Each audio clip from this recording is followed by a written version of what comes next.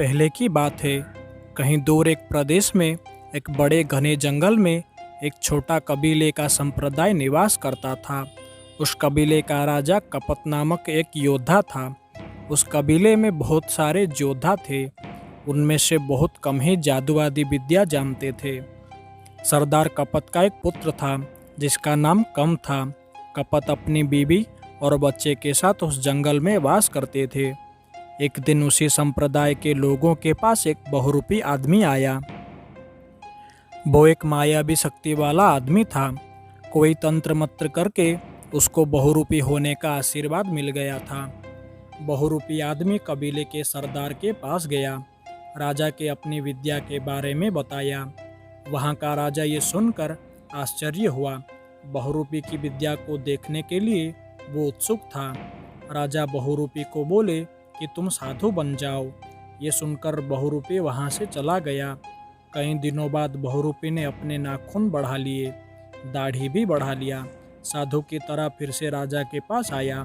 साधु को देखकर राजा उसको पहचान ही नहीं पाए। राजा उसको धन की याचना किया, परंतु साधु ने मना कर दिया। बाद में रूप बदलकर साधु बहुरूपी फिर से बन गया।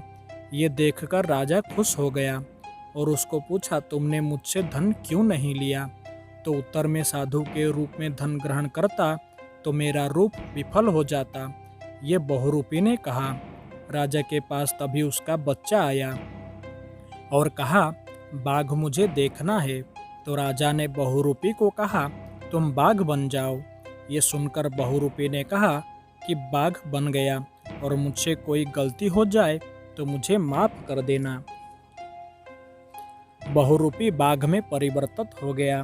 राजा के बच्चा उस बाघ के साथ खेलने लगा, परंतु मारा गया।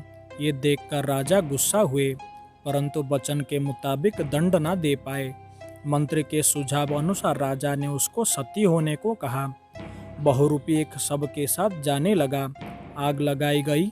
सती बनकर वो उसमें बैठ गया, परंतु मूसलाधार बारिश के कारण नदी में बहकर बच गया। कई दिनों के बाद फिर से राजा के पास बहुरूपी आया। उसे जिंदा देखकर राजा रोने लगे और पश्चाताप किया। अतः कहते हैं, हम यहाँ यथोचित रूप से अभिनय करने में कोई भी कोशिश नहीं छोड़नी चाहिए, क्योंकि जो व्यक्ति उत्तम रूप से अपने कर्तव्य को पालन करते हैं उसके ऊपर ही भगवान दया करते हैं।